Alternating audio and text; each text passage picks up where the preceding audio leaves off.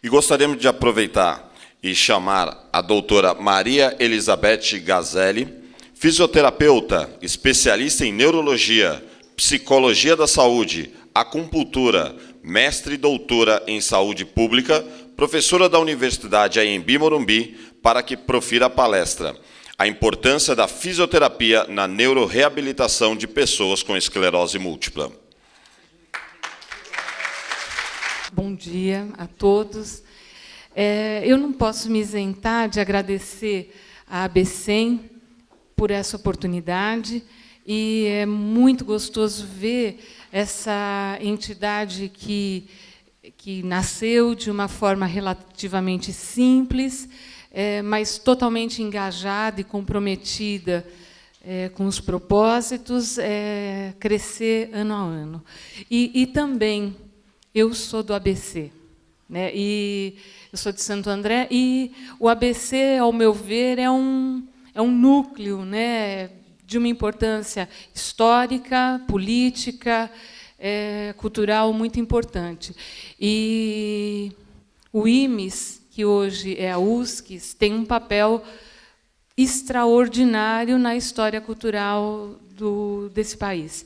E é muito bom ver a USCS abrindo as portas e o coração para diferentes estratégias de atenção à saúde. Antes de eu começar a falar sobre a fisioterapia na reeducação neurológica, eu preciso dizer a partir da onde eu falo. Eu fiz poucos slides, até por conta de que, como eu sou fisioterapeuta, e eu quero falar justamente do papel do movimento e da sensibilidade humana num departamento que é mais complexo, que é a motricidade humana, eu vou mais me mover do que qualquer outra coisa. De todo modo, eu preciso dizer para vocês de onde eu vou falar, né? Então, eu sou uma pessoa que foi formada na saúde coletiva. Então, claro que, ainda que eu fale de uma perspectiva neurofuncional, a minha fala vai estar permeada. Outra coisa que eu não resisto é de dar tchauzinho para a plateia, principalmente quando a gente vê amigos na plateia, tá certo? Então, uma das coisas que eu tenho que deixar clara é de onde eu falo. E eu falo sobre uma perspectiva da saúde coletiva, ou seja, as desordens neurológicas, nesse momento, eu vou tentar compreendê-las e discuti-las através de uma perspectiva que é interdisciplinar. Quando eu dialogo com a situação da esclerose múltipla, portanto, eu coloco nesse cenário não só os saberes técnicos científicos que percorrem o ambiente da esclerose múltipla e seu manejo, mas quando eu falo da fisioterapia abordando certos impactos motores e sensoriais que acompanham a esclerose múltipla, eu tenho que trazer também para esse cenário quais são os saberes, quais são os valores, quais são as perspectivas que vêm junto com aquele que porta a esclerose múltipla, fazendo do espaço terapêutico, basicamente, um espaço de diálogo intersaberes, um espaço de diálogo entre aqueles achados clínicos, objetivos,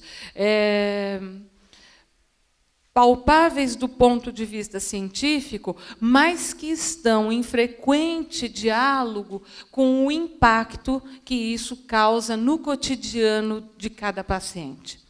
E, então, quando é disso que eu falo, é uma questão de perspectivas. Veja que, da onde eu estou e da onde está o meu paciente, os impactos causados pela esclerose múltipla são mutáveis.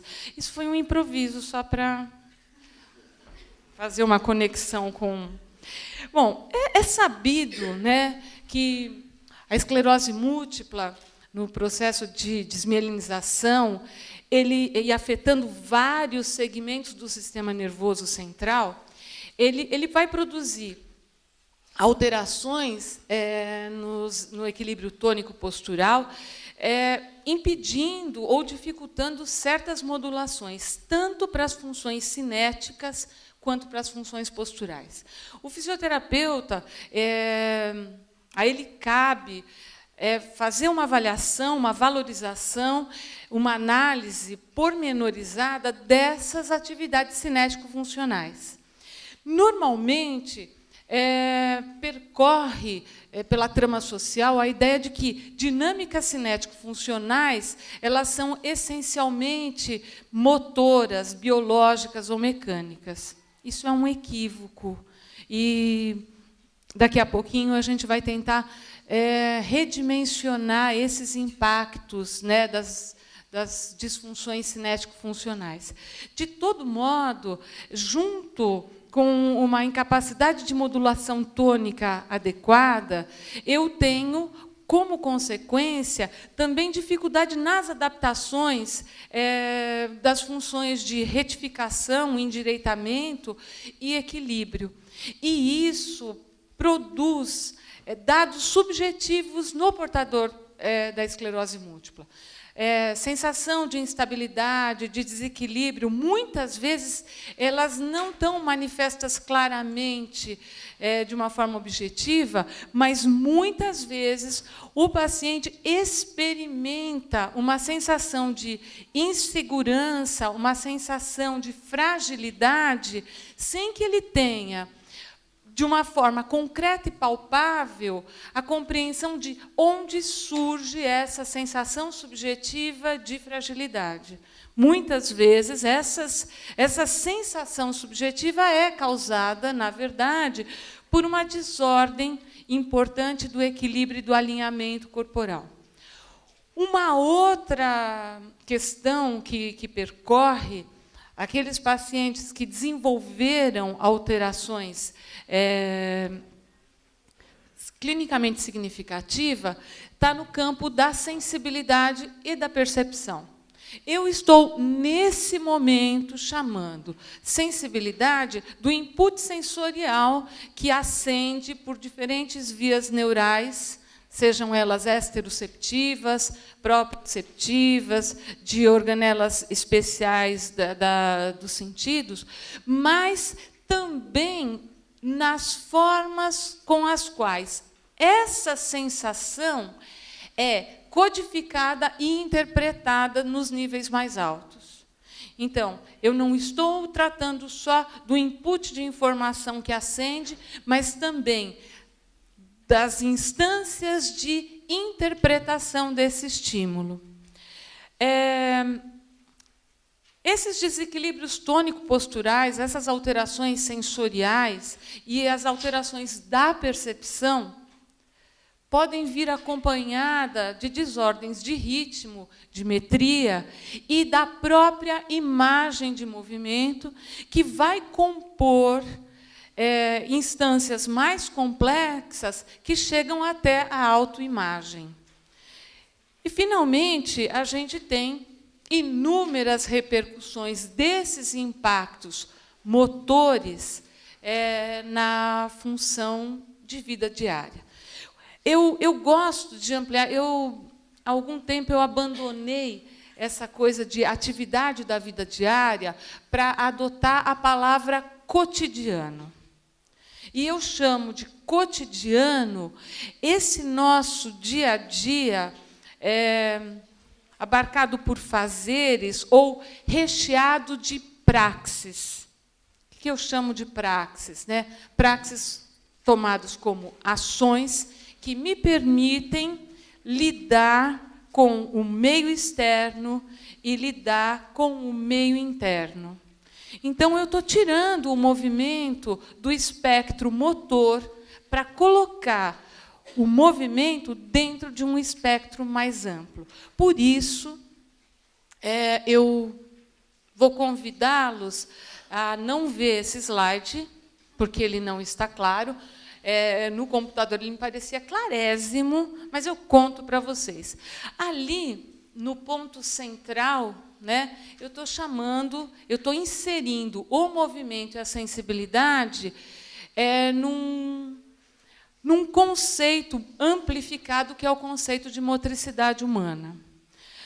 Motricidade humana, eu não posso pensar como um objeto fechado em si mesmo. Motricidade humana é, na verdade, um campo da interdisciplinaridade. Quando eu penso em motricidade humana, é claro que eu conto com aspectos mecânicos do movimento. Regulação tônica, eu conto com input sensorial, eu conto com dinâmicas antigravitacionais e cinéticas, mas a motricidade humana é, na verdade, um campo interdisciplinar, interprofissional no seu manejo, então ele é interdisciplinar na sua concepção epistemológica, científica, né, na forma como os saberes que permeiam o entorno e que dão concretude a esse campo de conhecimento. Então, eu posso chamá-lo de interdisciplinar. Mas ele também é manejado no cenário profissional por diferentes profissionais, né, onde o fisioterapeuta é mais um desses profissionais. Digo que, no manejo da motricidade humana, que, no caso da esclerose múltipla, muitas vezes produz impactos até devastadores, e eu gostaria de falar um pouquinho, porque, muitas vezes, esses achados, essas consequências trazem impactos devastadores, mas eu vou falar deles depois que a gente discutir alguns aspectos da motricidade humana. Então, se a motricidade humana ela tem componentes motores, ela é, na verdade, um campo muito mais amplo. Por quê? Porque, na verdade, o movimento humano é a nossa primeira forma de comunicação.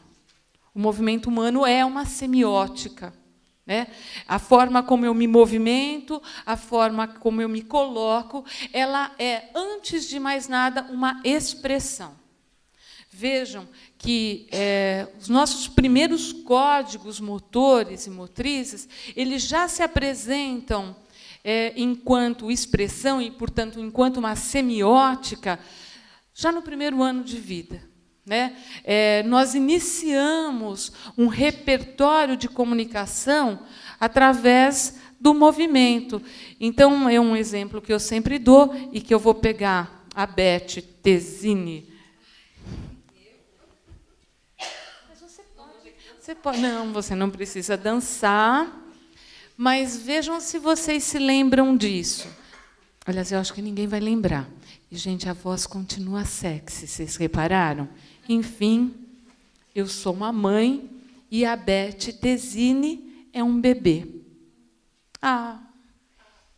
Eu chego para a Beth Tesini, o meu bebê, e eu falo...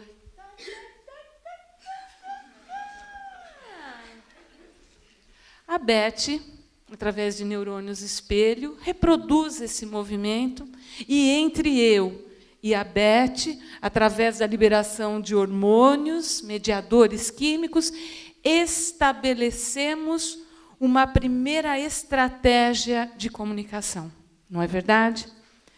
Veja, na hora em que eu crio esse vínculo semiótico, essa representação simbólica que vai ser elaborada e reelaborada e reconstruída e deconstruída ao longo da vida, ela começa a formatar também alguns dos primeiros códigos de comportamento moral. Então, esse primeiro impacto básico, inicial do movimento humano, ele começa a repercutir por outros campos do desenvolvimento humano. Então, veja, enquanto para Beth Tesini eu falei... E ela, constrangida, ri, porque o que sobra, né? Num momento solene como esse, uma doida varrida, cabeluda, vem à frente do palco e a expõe de uma maneira tão deslavada. Ela ri. Mas a mãe também faz isso de outra forma. Então, eu deixei a papinha pro nenê comer. E aí, eu saí porque a máquina de lavar roupa começou a vazar. Coisa típica da vida feminina, né? Homens, vocês não sabem como nós sofremos. Aliás, deixa eu fazer uma parte. Manda flor, tá certo? Mas não só quando apronta, manda flor naquelas situações felizes. Muitas mulheres reconheceram o quando apronta, não é? Muito bem. Bom, vocês vejam que eu estou usando o movimento para criar um vínculo com vocês. Percebem? E eu estou fazendo isso propositalmente para a gente dimensionar os impactos que o comprometimento do movimento humano traz para o nosso cotidiano. Então, vocês se lembram, eu deixei a Beth Tesini com a papinha.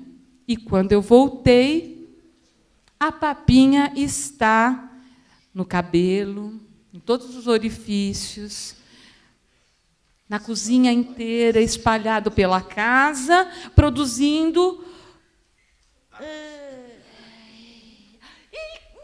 Niki, que eu fiz a cara de asco, a Beth imediatamente reproduziu e nós estabelecemos um novo código cultural, através da motricidade, através do movimento. E um movimento simples, né? Mas já começamos, então, através do movimento, estabelecer valores comportamentais ou valores que garantem um princípio de condução, de estar no mundo. Faz sentido, gente? Então, veja, à medida que eu me movimento, eu também começo a estabelecer valores que são sociais. E é por isso que isso é relevante para eu, no meu manejo fisioterapêutico, existem códigos motores que são aceitos e desejados pela sociedade. E existem códigos motores, códigos de comportamento postural, por exemplo, que não são aceitos no grupo social. Então, quando eu penso numa adaptação tônico-postural, não se trata apenas da capacidade de estar em pé ou de deambular, mas de que forma essas expressões motoras coadunam, dialogam com aqueles valores motores, cinéticos, posturais, que uma determinada trama social aceita ou refuta. E aí, quando pensamos numa motricidade que está, por uma desordem neurológica comprometida, esses códigos motores de uma ou de várias formas estão corrompidos ou impedidos. De modo que isso produz um impacto numa esfera...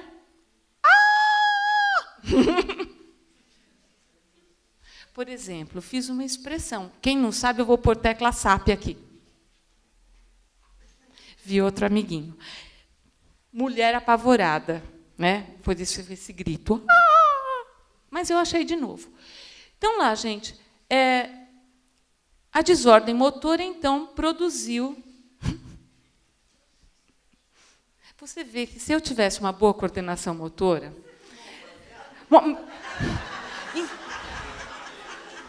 Você calcula, Marusquinha. Eu nunca fumei um baseado. Em situação de festa, a minha mãe, desde pequenininha, disse, não bebe, Beth, não faz nada. Por quê? Sóbria. Já é essa palhaçada? Calcula, bêbada. Eu vou dar uma volta por aqui, tá certo? Vou subir, vou voltar. Bom, veja que esse código motor, ele permite que eu me aproxime ou me afaste de vocês, não é? Que eu circule pelo ambiente. Então, eu vou aproveitar essa brincadeira da Marusquinha para pensar numa outra dimensão que a motricidade permite. Quando eu me movo no mundo e eu consigo, através do movimento que eu tenho no mundo, adaptar-me às diferentes situações, eu construo também, na minha esfera psíquica, uma sensação, e agora eu vou extrair da saúde coletiva, uma sensação de empoderamento, né? O movimento também, portanto, me permite construir uma melhor ou pior imagem de mim mesma. Ou seja, esse movimento do qual eu falo, ele permite também que eu desenvolva uma melhor imagem de mim mesma. Então, não se trata só de uma imagem de movimento, é uma imagem de movimento que irá compor um espectro mais complexo que atinge o campo da autoimagem. Claro que esses aspectos, e a gente tem autores como, por exemplo, Jean Piaget, que demonstrou a importância do período sensório-motor na construção da cognição e da aquisição das regras morais. Esses aspectos, é claro que, apesar de daqui estarem numa representação que dá a sensação de fragmentação, na verdade, todos esses fatores, eles se retroalimentam, eles produzem uma retroalimentação onde cada um deles vai reforçando o outro. E tudo isso permite que, através do movimento, eu também amplie a minha capacidade de interação intersubjetiva, né? O meu diálogo com o outro depende da minha movimentação. Veja, gente, eu não sei se dá para reparar ou para desconfiar, eu sou neta de italianos. Eu falei, o primeiro que eu falei, Marusquinha. Eu vim aqui, Marusquinha, falei com a Beth, fiz careta. E aí ela incorporou que ela não pode mais pegar a comidinha e enfiar na orelha. E isso é um valor cultural, né? A hora que eu me movimento aqui, e assim, vamos voltar para você, neta de italiano. Sou neta de italiano. Você quer silenciar uma italiana? É muito simples. Exatamente, é só amarrar as mãos. Ela fica quietinha. Eu não sei como é que ninguém nunca usou isso comigo. É só me amarrar. Né? Eu não sei, o sistema estomatognático deixa de funcionar quando eu estou com as mãos amarradas. Alguma coisa desliga. Por quê? Porque meu código motor expressivo, cultural, envolve, né, essa expressividade. E uma outra dimensão, né, que está envolvida na motricidade é o próprio controle homeostático. Né? O professor Dagoberto ele colocou algumas das consequências, por exemplo, a incontinência urinária, que pode ser uma situação extremamente perturbadora dentro da vivência da esclerose múltipla. Nós estamos aqui dentro de uma função que tem um importante aspecto motor, né? E que deve ser atendido. Bom, pensando nessa dinâmica que percorre a motricidade humana,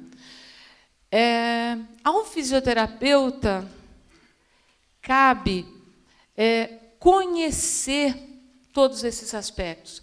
Claro que o fisioterapeuta ele não vai abordar objetivamente aspectos psicoafetivos, mas, apesar dele não manejar diretamente, cabe a ele também aprender a valorizar esses aspectos? Vale. É fundamental que o fisioterapeuta guarde consigo, não só no manejo da esclerose múltipla, mas no manejo de uma pessoa que traz a ele o seu corpo e o seu movimento para ser manipulado. Eu não sei se dá para pensar numa perspectiva como essa, a gravidade que um manejo corporal do outro traz.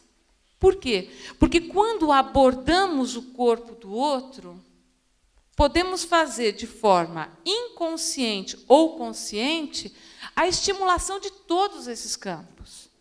Quando eu trato do corpo do outro através do movimento ou de uma adequação tônico-postural, eu não estou, na verdade, tratando de músculos. Eu não estou tratando de aferências sensoriais que produzirão percepções. Eu estou manejando um cenário onde percorrem todos esses aspectos, e aí vem a minha escolha como fisioterapeuta. Eu posso manejar isso tudo de uma forma inconsciente e, portanto, submetida a um imponderável, ou eu posso me debruçar sobre... Eu estava tão solene, né? Eu estava achando que estava bem solene. Eu vou de novo, hein? Eu posso me debruçar sobre tudo isso, tentando amplificar a consciência de onde eu estou abordando. Desse modo, é fundamental para que, no manejo fisioterapêutico, eu tenha claro quais são os aspectos culturais vigentes no entorno daquele corpo. Porque a gente consegue imaginar quais os impactos que uma alteração cinético-funcional pode causar na vida de uma pessoa. Faz sentido isso? Então, eu preciso aprender numa escuta ativa, extrair esses aspectos culturais para compreender que valores, que dinâmicas, que dimensões percorrem aquele corpo na sua capacidade expressiva. Eu preciso compreender os aspectos psicoafetivos, emocionais, as estratégias intersubjetivas que o sujeito usa para não feri-lo, para não invadi-lo, para permitir que ele possa encontrar um substrato na sua corporeidade que permita revelar o melhor dele. Aquilo que está em potencial, aquilo que está adormecido. E, inclusive, a partir do conhecimento desses aspectos, eu ter a capacidade de criar um cenário onde ele seja empoderado para ser também o protagonista da sua própria construção motora. É por conta disso que, quando eu penso na atenção fisioterapêutica, eu levo em conta a motricidade em suas múltiplas dimensões. Eu estou falando aqui de anamnese, avaliação e reavaliação, mas eu queria destacar a importância de uma escuta ativa, de uma escuta que permita que o paciente ouça a si mesmo. Né? Quando um fisioterapeuta faz uma anamnese dentro de uma perspectiva de desordens motoras, e, claro, eu estou aqui falando da esclerose múltipla, apesar de que isso não se restringe só à situação da esclerose múltipla. Mas a esclerose múltipla, como eu disse anteriormente, ela guarda sensações ou ela guarda eventos clínicos que são objetivos.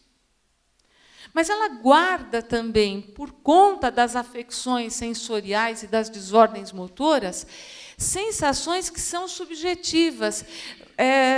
Eu vou dar um exemplo simples, né? Às vezes, num relato, o paciente ele refere que ele tem um pouco de sensação de medo quando ele está num lugar alto. É um exemplo simples, né? Parece um achado subjetivo, né? Mas vale a pena que o fisioterapeuta avalie as dimensões de equilíbrio, retificação, sensação corpórea, propriocepção, para saber se, de repente, essa sensação que o paciente traduz como medo, na verdade, não seja a consequência de defasagens sensório-motoras que estão vulnerabilizando as funções cinético-funcionais e, lógico, as múltiplas dimensões da motricidade. Então, essa escuta ela é diária, né? Ao fisioterapeuta cabe uma escuta diária dos relatos trazidos desse paciente ou dessa pessoa, vamos amplificar, né? Dessa pessoa dentro do seu cotidiano. A avaliação e a reavaliação funcional são funções constantes, obrigatórias, e nos garante monitorar esse cotidiano, tentando identificar não só vantagens e desvantagens. Por conta dessa percepção, né, da motricidade, eu vou falar da minha prática, né? Eu, normalmente, quando eu tenho a possibilidade de fazer sessões individuais, eu abro mão de certos protocolos de atuação para que as sessões fisioterapêuticas possam ser o resultado do diálogo entre as necessidades vividas pelo paciente e aquelas obtidas pela minha análise objetiva.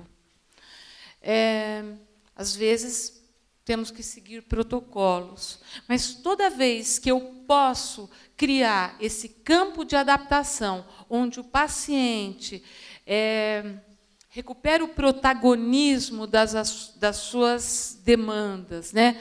A partir do meu repertório instrumental, eu o faço. Os recursos são basicamente a cinesioterapia, em alguns casos a hidroterapia, tudo vai depender daqueles objetivos elencados. Eu tentei ser breve por causa do tempo. Eu espero ter trazido aqui uma perspectiva um pouco diferente da fisioterapia, uma perspectiva que escape da lógica mecânica e ultrapasse essa lógica segmentar para uma lógica interdisciplinar, interprofissional, e eu vou dizer mais. A esclerose múltipla, ela exige um manejo que é intersetorial. Né? Não se trata apenas do serviço de saúde ou da educação. Quando eu manejo uma situação como a esclerose múltipla, eu preciso recorrer a um campo vasto de setores sociais que precisam dialogar para chegar a soluções que permitam que o sujeito, seja ele quem for, não é só a esclerose múltipla, recupere a sua capacidade de ser e estar no mundo, opinando, participando, decidindo. Trata-se de uma questão de cidadania também. É isso, gente. Muito obrigada. Eu posso cantar, se você quiser. Obrigada, gente.